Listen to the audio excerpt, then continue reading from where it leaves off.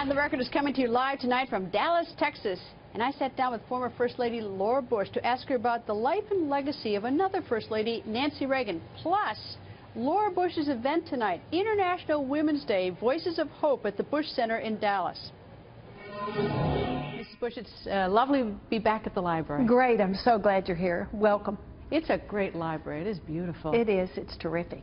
And we're thrilled to have this perfect venue to host what we're going to do tonight, which is talking about Afghan women in our new book, We Are Afghan Women. Thank you for coming for that.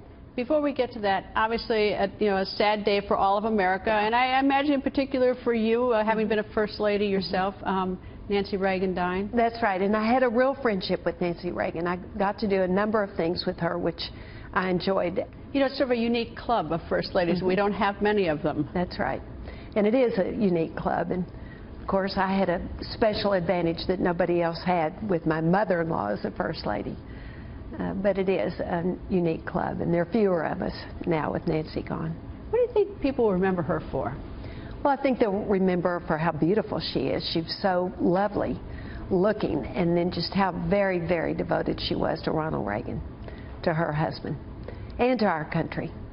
But I think they really had a special relationship that was very obvious when you watched him for those years that he was president, and since. The Afghan women, it's a big event, but this is not a sort of a drive-by event for you. You've been steeped in this going way back. In fact, you had the November 2001 radio address when you spoke about Afghanistan. That's right. I did the radio address then in 2001, shortly after September 11th, because I wanted people in the United States to know the way women and children in Afghanistan were treated by the Taliban.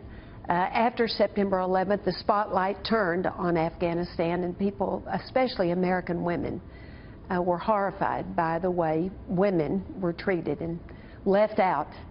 And I think what we saw in Afghanistan then was what happens when half of the population is marginalized. And what happens is a failed country. And that's what it was.